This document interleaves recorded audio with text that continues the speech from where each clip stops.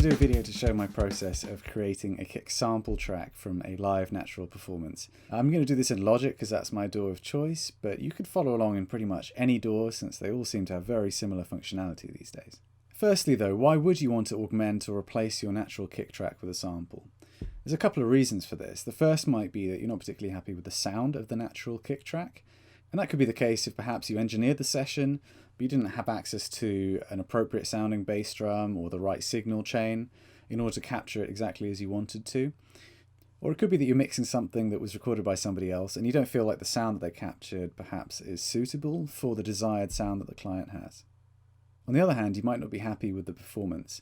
In modern music, the kick drum can be absolutely crucial to the impact of the music, and listeners expect to hear an extreme impact and consistency in both volume and tonal character of the kick drum when they listen to the music. The mechanics of playing a kick drum like this can be incredibly tough, especially if a drummer is trying to execute tricky parts.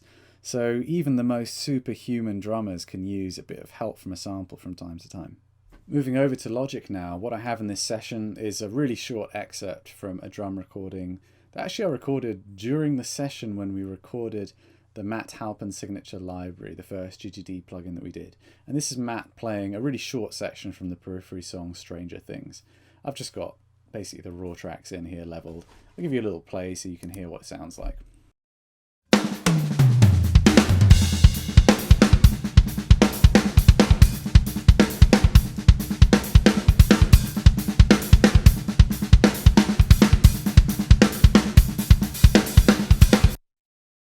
One of the reasons I wanted to use this particular section is because Matt's executing quite a lot of doubles, which is to say he's playing two simultaneous hits with one foot instead of using the double pedal.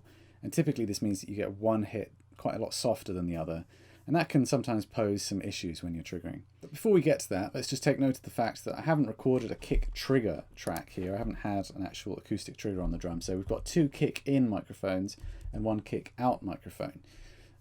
There definitely needs to be a little bit of thought put into which of these you're going to use to create your kick sample track. If I were to zoom into this, if you compare the kick in 1 and 2, you'll notice there is a lot more bleed on kick in 1. If you just look at this beginning here, that first thing there is actually a snare drum, and look at how loud it is in comparison to the kick drums. You can see it's pretty much just as loud. These are toms here being played in the intro fill. If you look at the kick in 2 track though, you can see that these are a lot more minimal. Which leads me to the point that you have to be careful about which microphone you use when creating the sample track, because some of them are going to pick up a lot more of the surrounding instruments. Kick in 1 is a Shure Beta 91. That's a condenser microphone that sits in the bottom of the drum, and it tends, unfortunately, to pick up quite a lot of snare drum and toms in it because of its placement. Kick in 2, I believe, is a AKG D112. I'm not sure. We changed that mic quite a lot during that session. I can't remember what we did this actual recording with, but you can see here, because of the amount, the minimal amount of bleed on this channel, just visually, this is going to make a much better track to trigger off. The kick out is a bit more distant from the head. You're not going to get as much of a pronounced transient on it. So in general, I always prefer to trigger off a microphone that's inside the kick drum, and typically a dynamic like this kick in 2 mic here. So once I've decided on the kick track that I'm going to use, what I tend to do is put it onto an entirely new channel. So I'm just going to duplicate this track up to here. I'm going to set it to route just to the stereo output. I'm going to solo it. Now before we start trying to turn this into a sample, I like to bake in some processing. The reason I want to do this is I want to reduce the dynamic range, so I want all the hits to look a lot more even. And I also want to chop out everything in between just so that the process that follows can be as accurate as possible and only zero in on the actual bass drum hits. What I do here in Logic is I use the selection-based processing. And it's actually popped up with my settings already. Most DAWs have something like this. You know, this is like Audio Suite and Pro Tools perhaps. It basically allows you to bake processing directly into the channel. The first thing which I'm going to do is I'm going to pull up an instance of this SPL Transient Designer Plus. The reason I'm using the Plus as opposed to the older version is it has a built-in limiter. And that's good because what it's going to allow me to do here is to completely crank the attack, cut out all of the sustain, and because of the amount of extra transient we're getting from this attack, it's actually going to hit the limiter really hard, and in turn that's going to mean that we get a reduced dynamic range because the very hardest hits are going to get leveled off at 0. I'm just going to bypass the second step, and actually let's just take a listen to what happens here. So first of all, I'll play it to you with no processing on.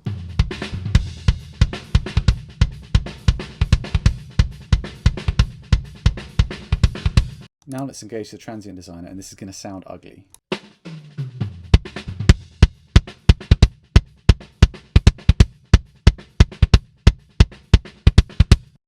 So it's really turned the kick drum into a very short and flappy sounding thing. And you can see the gain reduction meter here, which is related to the limiting function, is doing quite a lot of work. The next thing I'm going to do is I'm going to load up a gate. And here I'm going to use the Fabfilter Pro G plugin. I'm going to use extreme settings on this. So I'm going to start with the threshold off just so it's not doing anything. You can see here I've got my ratio and range absolutely maxed out. And then I've got the attack, release and hold all set as fast as they can possibly go. The only thing which is giving a little bit of headroom is the look ahead, which I have set to the 2 milliseconds, which I believe is the default. And that's going to mean that the transient itself doesn't get locked off.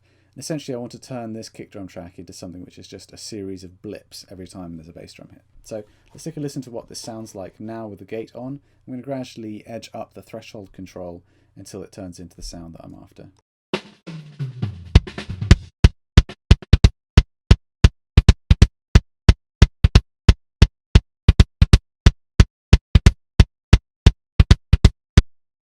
So that's already sounding very much like I'd like it. You heard at the beginning that there was a bit of snare coming through there. I just want to check the beginning of this excerpt one more time to see if the toms might be triggering the gate to open.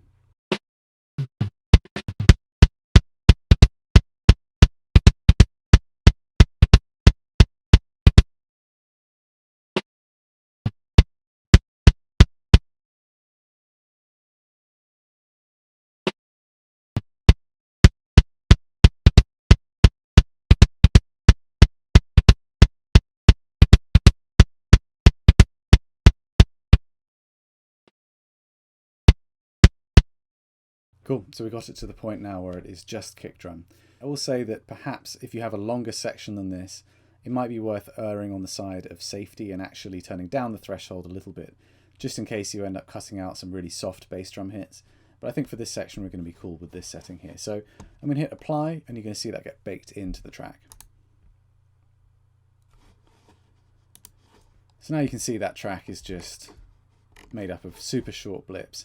It is quite dynamic still with those soft hits. These are the doubles I was talking about in the beginning, being quite a lot softer than the hard hits. But in general, we have everything we need here to start actually triggering. So the next step here is to convert this into MIDI. And I'm going to use Logic's drum replacement / doubling tool to do that. Again, most DAWs have their equivalent of that. I'm just going to hit the shortcut, which is Control D. And you can see it's generated a MIDI track here. Notice I've got it set to kick, so that it comes out printed on C1, the kind of general standard kick key. I'm going to hit this set average attack time, and you can see as I adjust the threshold, I have basically all the headroom I want because there's no unneeded information here on that kick drum track that we might get mistriggers from. If I set it too high, you'll see a few of those hits starting to disappear where the softer parts of the doubles are getting muted out. But as it is, pretty much anywhere is going to work. So I'm just going to hit OK. Note that sometimes really fast kick drum stuff can lack enough transient information for the computer to be able to find the transients and program the drum samples correctly. In those cases, you just have to go through manually and add the ones that are missing. It can be a bit of a pain, but that manual step is really important to ensure that everything's exactly as it should be.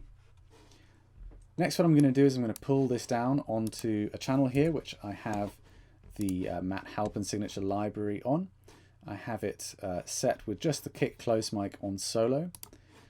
So this is just going to play back the kick sample out of contact. And I'm also going to convert all of this MIDI to be one velocity because I want this to be completely consistent. So I'm going to use the MIDI transform to turn this into, I don't know, let's pick a velocity, let's say 113. I'm not going to go to the very hardest hit because that triggers, well, there's another video that you can check out on the Getgood Drums channel, but that triggers a sample which is with the beta being buried and tends to make it sound a little bit thinner. So I'm going for a slightly lower one. In fact, I might lower it a little bit more. So let's take a listen to what we've got here, just soloing that kick drum channel.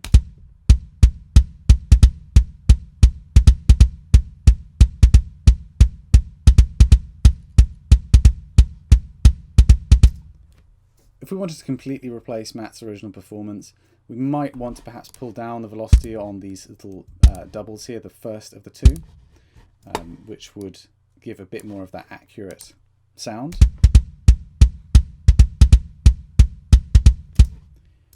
But because I'm going to use this to augment Matt's performance, I'm not going to do that, because what I want is for this sample to be completely consistent and essentially to fill in some of the dynamic gap there. So now what I want to do is to pull this MIDI track down to sit alongside the natural kick tracks. And what I want to do first of all is check that it has the correct polarity. That is to say that the waveform is going up at the same time as the waveform of the other channels that we have here. It's something always worth checking, because if it's set wrong, you're going to get a really hollow sound without very much low end. Let's just take a listen. I'm going to solo just the sampled kick track and the kick in 2, which we used as the input.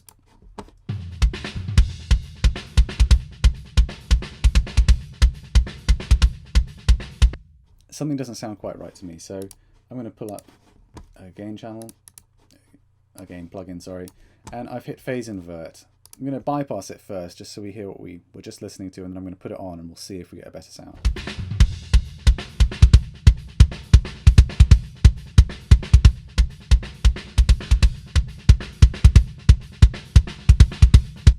Hopefully you can hear that with that phase inverted, the polarity inverted, it sounds a lot better. You get a load more mid-range punch. So I'm going to leave that active. Now that I'm satisfied that the polarity is correct, I still need to do a manual check. And by that I mean I need to listen to it at the same time as actually looking at the MIDI notes alongside the waveform to ensure that everything is getting triggered and there's no unintentional mistriggers. This is quite a short segment, and just scanning it with my eyes I can see that all of the hits are present and that we're not getting mistriggers, like for example on these hits here, which are quite hard snare hits, I think. You know, I can see that I'm not actually getting a MIDI note triggered at the same time as that. So I'm happy with that. However, sometimes what you get instead of mistriggers are slightly misaligned hits. And these can really drive you crazy, because if the sample isn't aligned with the original track, you can get a sound that, you know, if it's very minimally, sounds like it's out of phase, a bit like we heard earlier with the polarity flip, so you'll suddenly lose all of your low end on those hits. Or alternatively, if it's bad, you'll actually hear a noticeable flam. And this does happen from time to time. Fingers crossed it doesn't happen right now, but let's just take a listen and see if any of them perhaps sound a little bit odd, and see if we can fix those.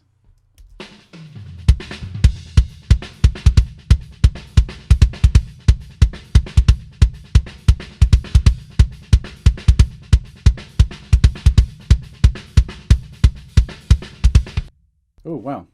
So right at the end, there's actually a couple of things wrong. We're missing the very final kick hit. I missed that one before. And I definitely heard something flammy here. That one right there. Yep, and looking at that I can see this is where the waveform of the natural hit is, and this is where the sample is printed to. So the sample's ever so slightly delayed here. Now what I like to do to rectify this, instead of trying to drag the MIDI notes around, is I set the playhead exactly as I have on the beginning of that kick drum. Then I select the MIDI note that needs to move, and then I press colon, which is the shortcut for moving the object into place. So by doing that, now you can see, hopefully you notice that that MIDI note just scooted forwards. I'll undo it and redo it. That puts it exactly on the playhead.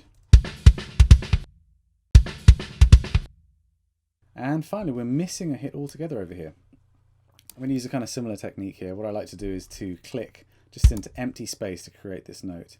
I don't want to click anywhere where there's other MIDI information, just in case I accidentally mess something up. I don't know, maybe I'm just being too cautious. But having done that, I can then use that same colon key to spot the sample exactly into place there. And hopefully that will round us out.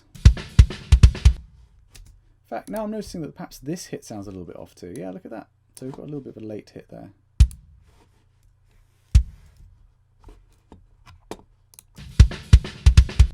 So once you've completed your manual check, what I like to do is to bounce this in place, essentially create a new audio file from this.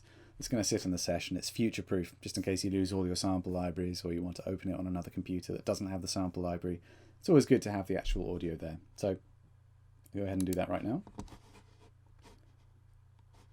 I'm not going to bypass the effect plugins, because that would bypass the gain plugin that's doing the phase reversal.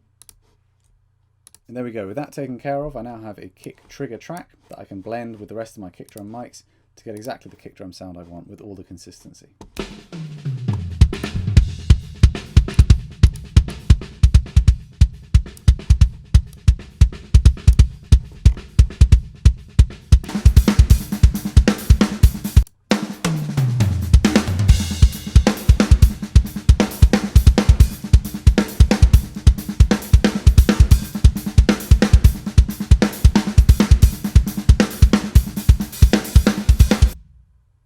it does take a little while to explain all of the steps. Once you've got the routine down, you can do this in a matter of minutes. You can really race through it.